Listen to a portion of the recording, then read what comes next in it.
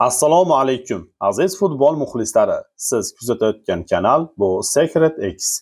Agar futbol olamidagi Chempionlar Ligasi va transfer bozoridagi eng qaynoq yangiliklarni birinchi bo'lib bilishni istasangiz, hoziroq kanalimizga obuna bo'ling va qo'ng'iroqcha tugmasini bosishni unutmang. Bugungi videoda Real Madrid atrofidagi so'nggi kunlarning eng katta sensatsiyalarini muhokama qilamiz. Florentino Perez saylovda g'alaba qozondimi? Real Madrid 180 million yevrolik transferga tayyormi? Michael Olise Bernabeuga keladimi? Va eng qiziq savol, Federico Valverde haqiqatdan ham sotilishi mumkinmi? Videoni boshlashdan oldin muhim eslatma. Secret X kanalida qimor, kazino, bukmekerlik va pul tikishga undovchi reklamalar mavjud emas va bo'lmaydi ham.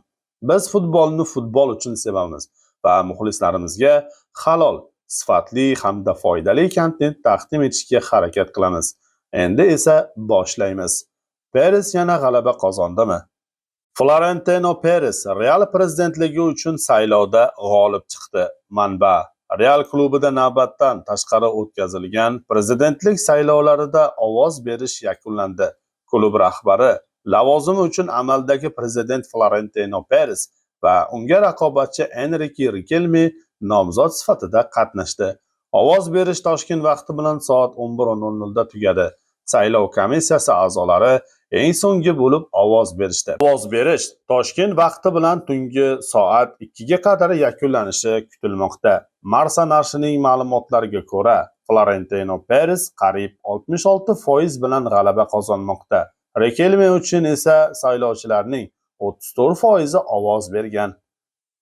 Real prezidenti Florentino Perez bomba transferlar ro'yxatini tuzdi.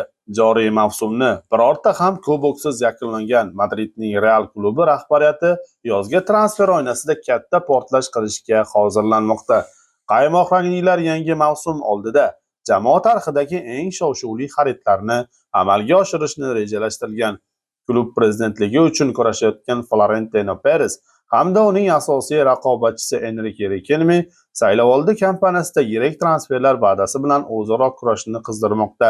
Taniqli insider Fabrizio Romanoning xabar berishicha, amaldagi prezident Florentino Perez saylovda zafar quchgan taqdirda jamoaga olib kelinishi kerak bo'lgan super yulduzlar ro'yxatini allaqachon shakllantirgan.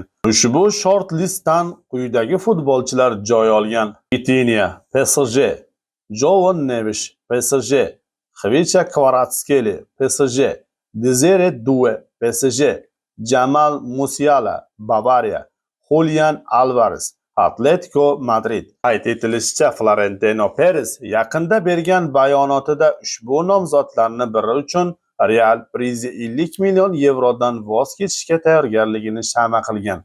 Biroq aynan qaysi futbolchi ekanligi sir saqlangan. Olise uchun 180 million yevro. Florentino Perez Olise uchun taklifni yanada oshirishga qaror qildi. Madridning Real klubi rahbari Florentino Perez Bavariyaning fransiyalik vingeri Michael Oliseni sotib olish jiddiy tarzda maqsad qilgan. Bu haqda Defensa Centre jurnalisti xabar bermoqda. Manbaning bergan ma'lumotlariga ko'ra, prezident yulduz yarim himoyachining transferi uchun 180 million yevro sarflashga tayyor. Avvalroq matbuotda 150 million yevro miqdoridagi mablag' tilga olinayotgan edi. Perez bo'lajak prezidentlik saylovlarida g'alaba qozondi. Ushbu transferni amalga oshirish uchun bor kuchini ishga soladi. Olise 2024-yilning yozidan buyon Myunxen Grandi sharafini himoya qilib kelmoqda. Fransiyalik futbolchi va Germaniya top klubi o'rtasidagi amaldagi mehnat shartnomasi 2029-yilning o'rtalariga qadar mo'ljallangan.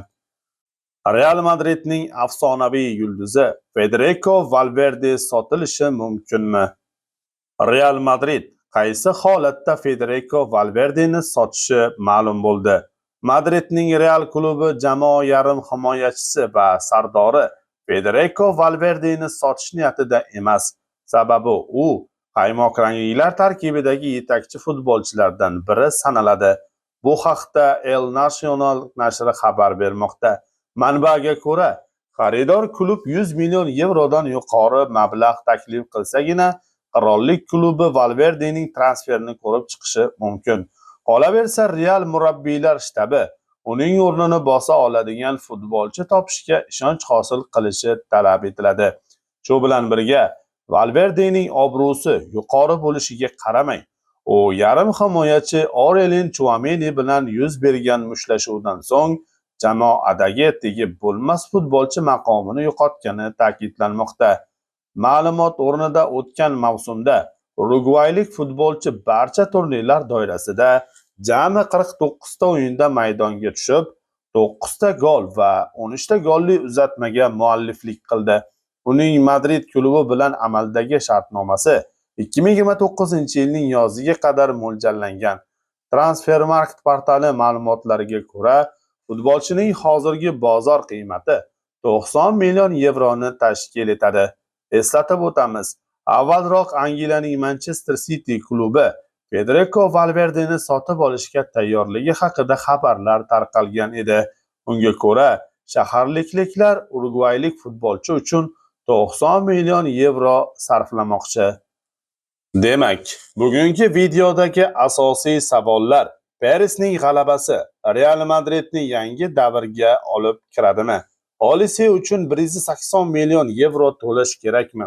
Xvicha, Musiala yoki Julian Alvaresdan qaysi biri Bernabeuga mos? Valverdeni sotish to'g'ri qarormi? Fikringizni izohlarda yozib qoldiring. Biz barcha izohlarni o'qiymiz va imkon qadar javob beramiz. Sizning fikringiz biz uchun juda ham muhim. Agar video yoqqan bo'lsa, like bosing. Secret X kanaliga albatta obuna bo'ling. Kanalimiz rivoji sizning qo'llab-quvvatlashingizga bog'liq.